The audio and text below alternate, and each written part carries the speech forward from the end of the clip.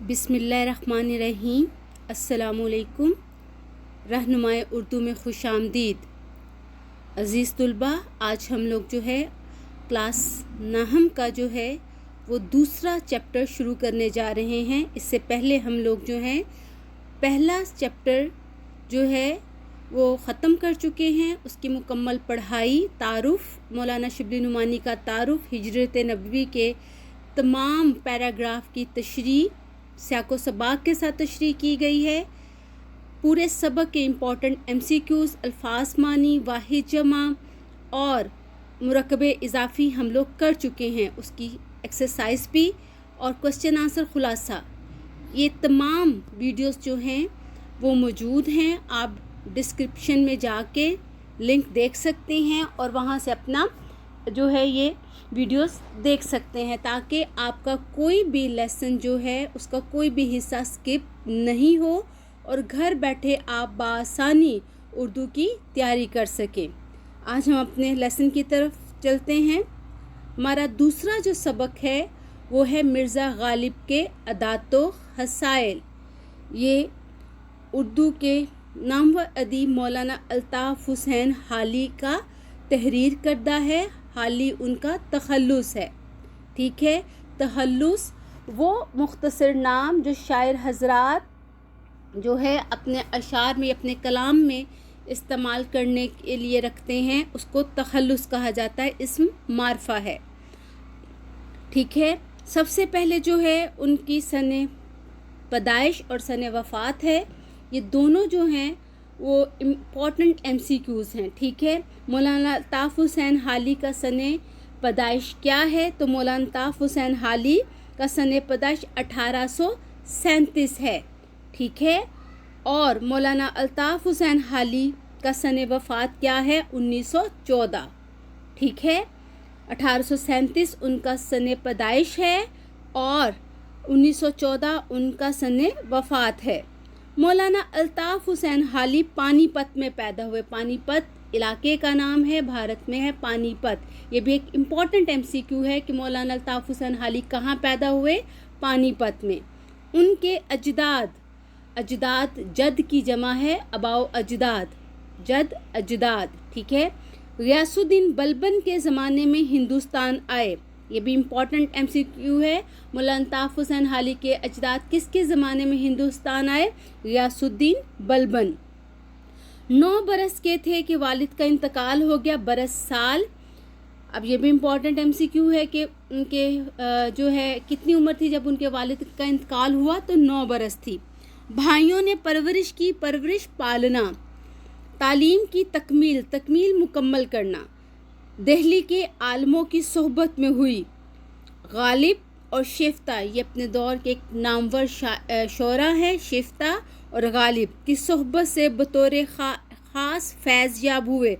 बतौर ख़ास मुरकबे इजाफ़ी, ख़ास तौर पर फैज़ याब, फ़ायदा हासिल करना, मुस्तफ़ीद होना।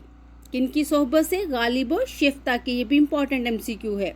सर सैयद से भी ताल्लुक़ ख़ातिर कायम हुआ। शिफ्ता और गालिब के इंतकाल के बाद लाहौर आए। लाहौर कब आए? जब शिफ्ता और गालिब का इंतकाल हो गया तो फिर वो लाहौर आ गए दिल्ली छोड़ के, और यहाँ पंजाब बुक डिपो में मुलाजमत कर ली। लाहौर आने के बाद मौलाना अल्ताफ़ हुसैन हाली ने क्या किया? पंजाब बुक डिपो में मुलाजमत की। इम्पॉर्टेंट MCQ है ये भी।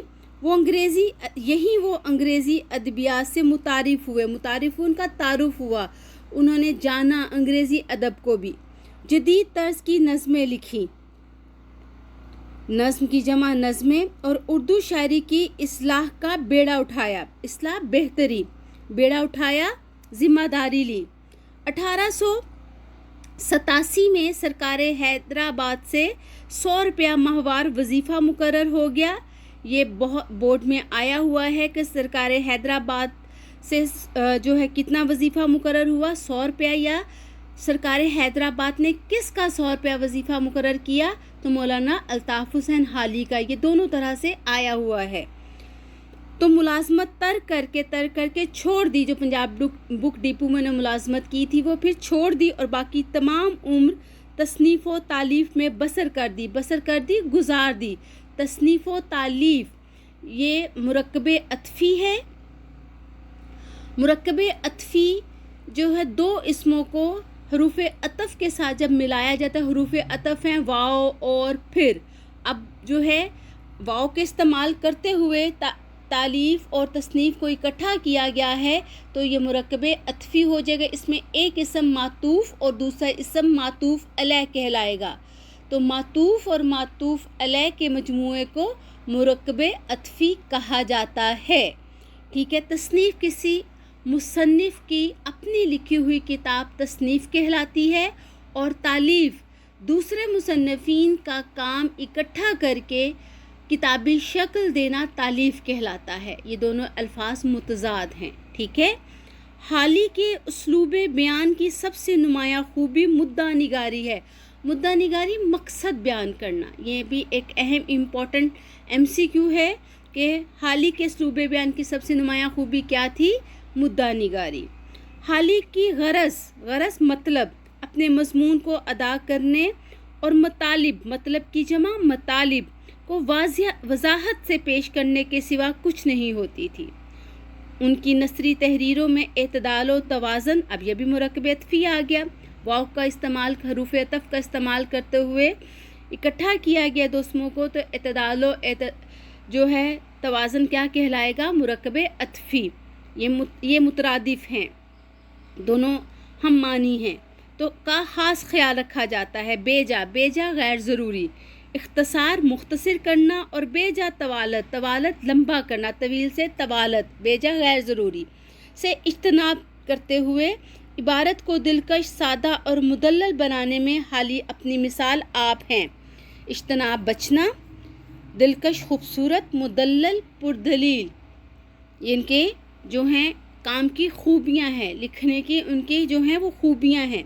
وہ ہر بات کو سنجیدگی اور عقلیت کے ترازو میں تولتے ہیں اور تخیل اور جذبات سے دور رہتے ہوئے اپنے خیالات، خیال کی جمع خیالات، اور حقیقت کی جمع حقائق کو قاری تک پہنچانے کی کوشش کرتے ہیں. قاری پڑھنے والا. یہی وجہ ہے کہ رشید احمد صدیقی نے حالی کے نثری اسلوب کو اردو نثر کا معیاری اسلوب قرار دیا ہے. یہ بھی ایک اہم MCQ ہے کہ رشید احمد صدیقی نے حالی کے نثری اسلوب کو اردو کا کون سا اسلوب قرار دیا ہے؟ معیاری اسلوب. یا حالی کے نثری اسلوب کو اردو کا معیاری اسلوب کس نے قرار دیا ہے؟ ٹھیک ہے. یہ دونوں طرح سے MCQ آ سکتا ہے. وہ سوانح نگار بتا دیا ہوا ہے کہ کسی بھی شخصیت کے مکمل حالات زندگی قلم بند کرنا سوانح نگاری کہلاتی ہے. اور نقاد ہے. نقاد کسی بھی کسی کا لکھا ہوا مواد پڑھ کے اس کی خوبیاں، خامیاں، کمیاں سے آگاہ کرنا جو ہے وہ تنقیدی جائزہ ہے، اور اس کو کرنے والا نقاد کہلاتا ہے. یہ فاعل ہو جائے گا. سید کے قریبی اور با اعتماد ساتھیوں میں تھے. ان کی مشہور کتابوں میں، اب کتابوں کے نام جو ہیں وہ MCQs میں آتے ہیں، جو ہے وہ اچھی طرح آپ نے یاد کرنے ہیں. ٹھیک ہے. حیات جاوید، یہ سر سید کی زندگی پہ ہے. یادگار غالب، اب یہ جو ہم نے سبق پڑھنا ہے یہ مولانا الطاف حسین حالی کی کتاب یادگار غالب سے لیا گیا ہے، ماخوذ ہے. ٹھیک ہے.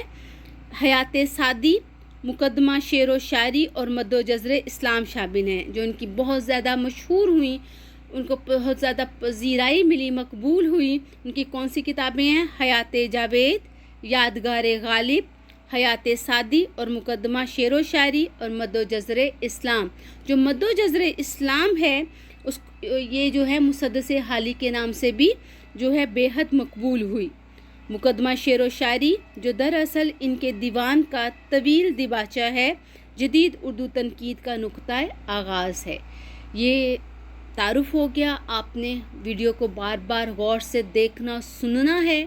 تمام MCQs جو ہے ان کو یاد کرنا ہے، اپنا کوسچن بینک بنانا ہے. شارٹ کوسچن کا جو ہے کوسچن بنا کے لکھ لیجیے اپنے نوٹ بک پہ، اور پھر جو ہے ویڈیو کو غور سے دیکھیے، سنیے، اور جو ہے ان MCQs کے آنسرز یاد کر کے اس کوسچن بینک میں لکھ لیجیے. اس طرح آپ کے نوٹس جو ہیں وہ پریپیئر ہوتے چلے جائیں گے. رہنمائے اردو کے ساتھ جو ہے وہ